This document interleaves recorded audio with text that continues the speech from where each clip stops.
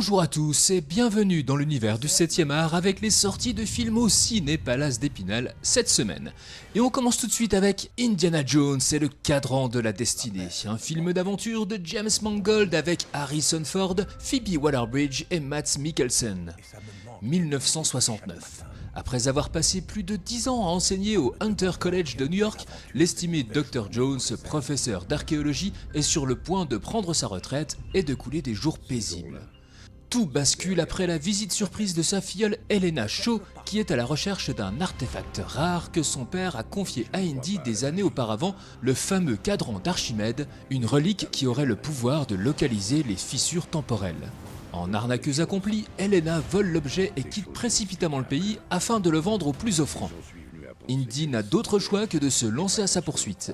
Il ressort son fedora et son blouson de cuir pour une dernière virée. C'est à quel point on y croit.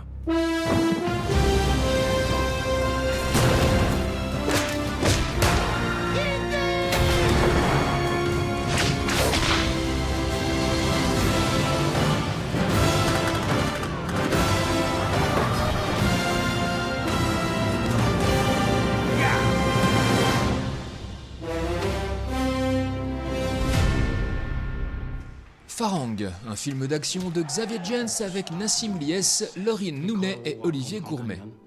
Sam est un détenu exemplaire. À quelques mois de sa sortie de prison, il prépare assidûment sa réinsertion.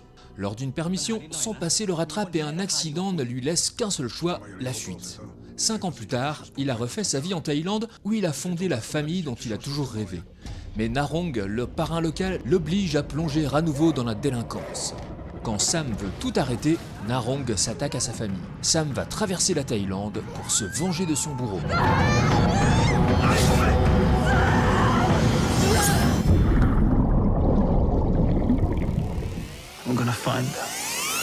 Les Vengeances de Maître Poutifard, une comédie de Pierre-François Martin Laval avec Christian Clavier, Isabelle Nanty et Éric Soriano.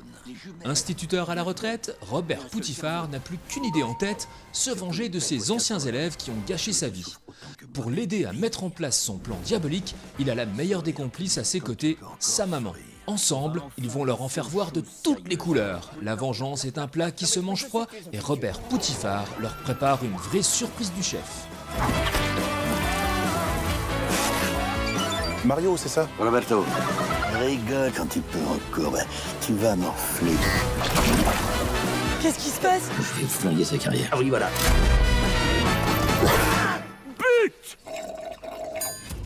Rheingold, un biopic musical de Fatih Akin avec Emilio Sacraia, Mona Pirzad et Hussein El Iraki. L'incroyable ascension de Djiwar Ajabi, jeune immigré kurdo-iranien, ancien criminel et trafiquant de drogue, devenu Xatar, star et légende du rap allemand. Ich hab Scheiße gebaut, Bruder. Bruder, weißt du nicht irgendein Ding, was ich sehen kann? In Stuttgart gibt es einen alteingesessenen Goldhändler. Von wie viel Gold sprechen wir? 100 Kilo? Ein Deal, Habibi. Was sind die ersten Erinnerungen deines Lebens? Die ersten Erinnerungen meines Lebens sind Erinnerungen an das Gefängnis.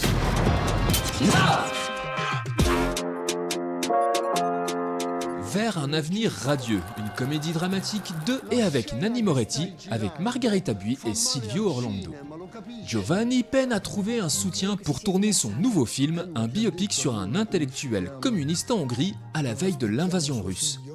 Personne ne croit en son projet. Il Sol dell'Avvenire, au titre emprunté au chant des partisans, Fischia il Vento, est dans la tourmente de vent contraire. Le jeune acteur s'étonne que des communistes aient pu exister en dehors de l'URSS, le secrétaire du PC traverse une crise existentielle, ses producteurs italiens, son épouse et français ne le suivent pas, sa fille se détourne de lui, Netflix déplore l'absence d'un moment what the fuck, bref, Giovanni ennuie. Scena d'amore, questa è una scena in cui parlate di politica.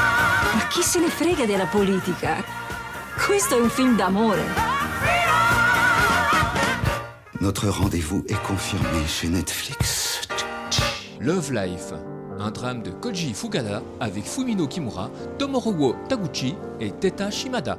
Taeko vit avec son époux Jiro et son fils Keita en face de chez ses beaux-parents, tandis qu'elle découvre l'existence d'une ancienne fiancée de son mari, le père biologique de Keita refait surface. C'est le début d'un cruel jeu de chaises musicales dont personne ne sortira indemne. 次は本当に幕も高せて。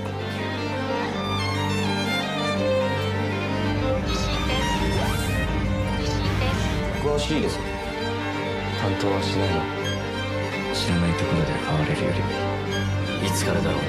僕らが目を見て話さなくなったのは。こっち見て。